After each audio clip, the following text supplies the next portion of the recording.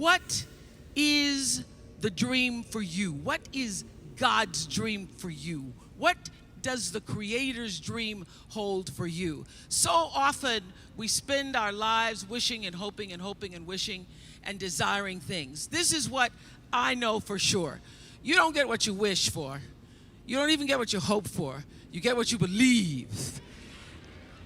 So what is it you believe and know to be God's dream for you? So I live in the dream. I'm living in the space of the dream. And dream's good, dream's good. The dream is greater than anything that I could have imagined. You know, when I was a little girl, my father, on Sunday mornings after church, he was a deacon, so he thought he had to say goodbye to every single person. We were the last car leaving the parking lot in the green Oldsmobile. And we would drive through the white people's neighborhoods. And I used to dream the dream, driving through the white people's neighborhoods. We'd drive through the white people's neighborhoods and you'd see their fancy houses. Some of them had gates, but all of them had trees. And I remember when I first came to Baltimore, I met a friend. Hello, Baltimore in the house. When I first came to Baltimore, I made friends with a wonderful woman named Arlene Weiner. She was the wealthiest person I'd ever met. And I went to her house and parked in the driveway. There was a Corvette and there was a BMW and there was a Mercedes. I went, whoa, Arlene's rich. And at Arlene's house, once I got inside, I could see from her kitchen window 6 trees in the front yard. I thought, oh, rich people have trees. When I get rich, I'm gonna get me some trees. I'm not just gonna get me, everybody wanna get cars and pocketbooks and shoes, but I want me some trees. So, as life would have it, I was standing in my kitchen window about 3 years ago in California, making coffee in the morning, and I was looking out the window and I saw the 6 trees. But listen to me. I was making the coffee. I saw the 6 trees. I went out on the porch to actually count the 6 trees. And this is what I noticed.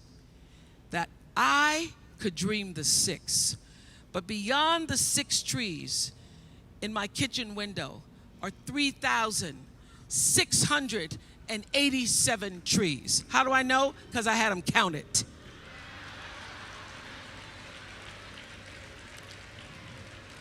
I had them counted.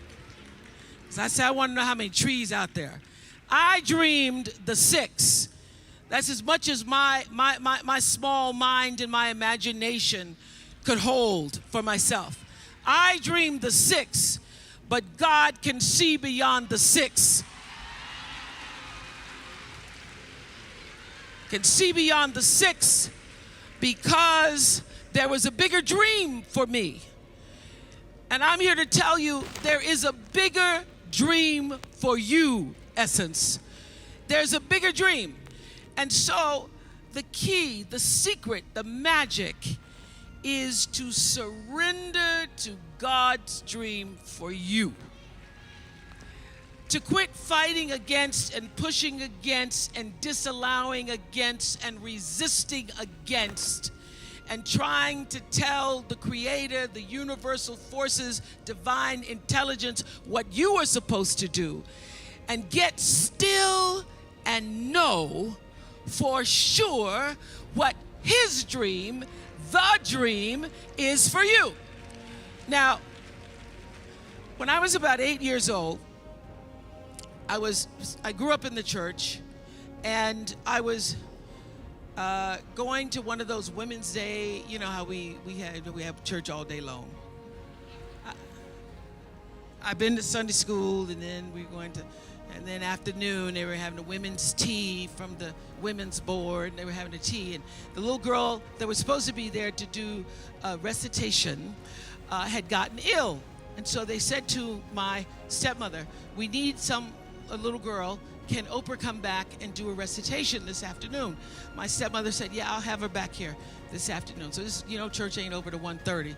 So by 4 o'clock, I had gone home and learned to recite Invictus by William Ernest Henley.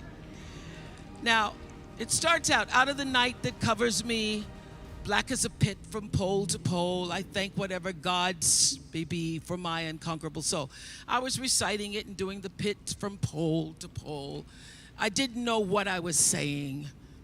But at the end of the poem, there's the stanza that says, "It matters not how straight the gate, how charged with punishment the scroll.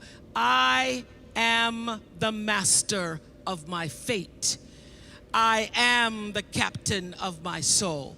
Now, my little 8-year-old brain didn't really fully understand the power and depth of those words, but they sounded good enough for me to write them down and put them on my mirror. And those words, "I am the master of my fate, I am the captain of my soul," became a mantra for me. What it said is, I am responsible for the choices that I make in my life. I am responsible. I am responsible. So obviously, I grew up and was better able to articulate what those words really mean. And I discovered in physics class, those of you who remember physics, the third law of motion. You remember what that is? The third law of motion in physics says, for every action, it's called Newton's law, and it says for every action, there is an equal and opposite reaction. So what does that mean? That means everything that you are putting out into the world, every action, bam, there is an equal and opposite reaction. It means no matter what you do, the energy of what you do, what you say, and most important, the energy of who you are is going out into the world, into your home, into your relationships, and that energy is always coming back to you. You are responsible for the energy that you are pulling out into the world, because that very energy, bam, is coming right back to you every single time, whether you believe it or not, because it is law. It is law. It is law that what you put out into the world is coming back. Now, in our country and many countries all over the world, they call this the golden rule. They say, do unto others as you would have them do unto you. The truth is, whatever you do is already done.